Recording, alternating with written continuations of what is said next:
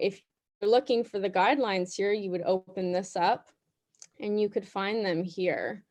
And you could look and scroll, you could print it even, you can download or print. And so most of them are PDFs, and we have tried when available to have them in English and French. And so you'll see an EN or an FR next to them, whether they're in English or French. If there was not an availability in English or French, it will just be written in that language and posted.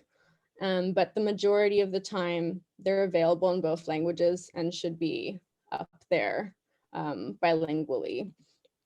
And so how the board works, the way I use the board, if I'm ever trying to quickly find something to update it, I have a Mac computer. It's different on Apple computers than it is on Dell computers at the CLSC, but Command Find is your best friend. So for you, it would be a Control Find or using the Windows Find button. Both of those work.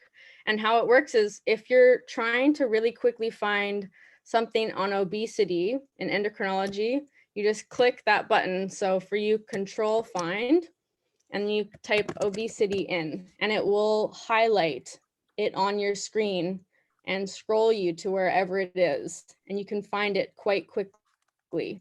And so it's almost like having an index. It pulls you straight towards it. And so that's how you can scroll really quickly towards things that you need on the screen. So Control F is the best way that I've found of getting quickly around the Trello boards and finding these articles. I'll take us to another one. So when you're on a board and you want to get back to the home screen, you're here, you can just click back to boards. And then right here, you can also go straight to the patient education board, or you can go back to the family medicine articles. They're both linked together, even though they're on separate locations to click onto on the desktop. They are linked together and you can find them both there. So now I'll show you again, if you want to order it, as I was talking with Teresa before, most recently active, you can order it by, least recently active, or alphabetically. You can do it however is most useful for you. So I think that's really the gist of the boards. I would say what's most helpful is these boards are for you. That's the purpose, is they've been made for you to help you, to be a resource for you, for your education, for your help to help your patients. And so if there are ever any articles or patient education resources that you find that you want uploaded here, we want to upload those for you so that they can be in this central resource.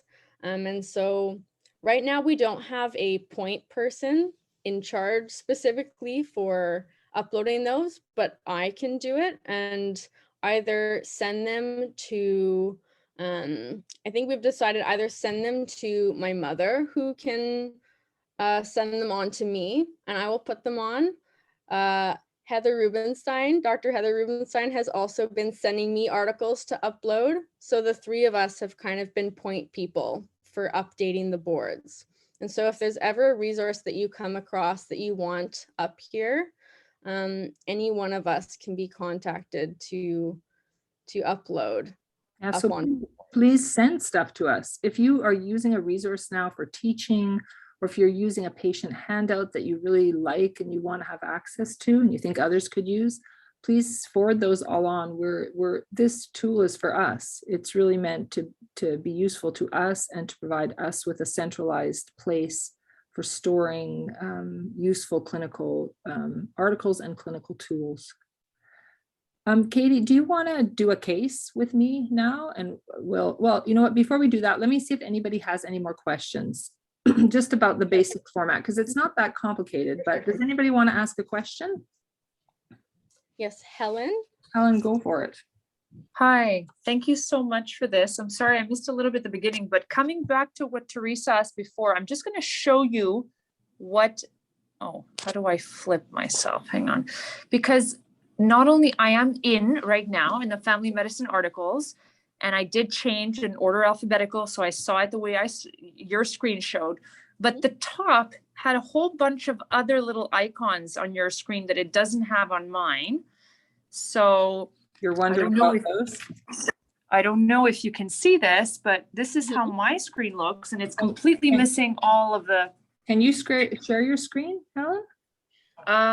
No, because I'm on my iPhone and I'm in the supervision room. No worries. I don't know if. I think I know what you're saying. So I am an admin on these boards, so I have access to editing. And so Okay. on here, I have access to see like the members of the boards or settings and upgrading or workspace. And so I have a bunch of different tabs Okay. that aren't on your board. There aren't any special articles on there that Okay. that would be helpful to you. It's more just settings here that is Okay. like changing it to public or private. So it's nothing to worry about. I would say the only difference is just that it's an admin versus the public. Okay. Public. And if we wanted to have access to this on our individual iPhones, like on our, we'd have to. Just save the link. Just save the link, Helen. You can get onto this if you have that link. You can get on to it from any device. Anywhere.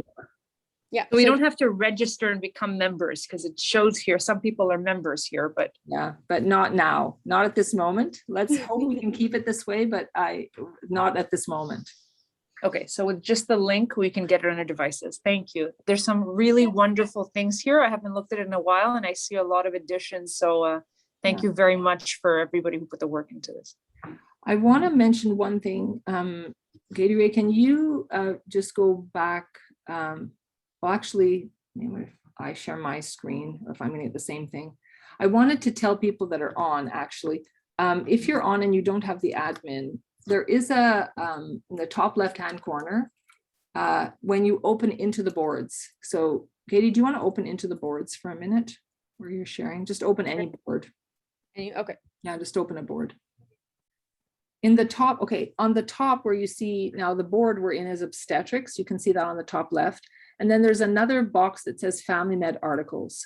I just want to show people a quick way to get back to the main board is to actually click on Family Medicine Articles. A drop down comes and you just click View the Workspace page again. So click that and it takes you back faster to the like, I don't know what to call this, the main page. So just like a little tip about that, I wanted to let people know. So, okay, let's do a case just so people can see like how you might use this and just to give you a flavor for what kinds of things are on there. So I'm going to give Katie a case. So last week in Sans Rendezvous, we saw a 34-year-old man with knee pain. And it was a new resident and the new resident didn't really have a good sense of how to do a knee exam.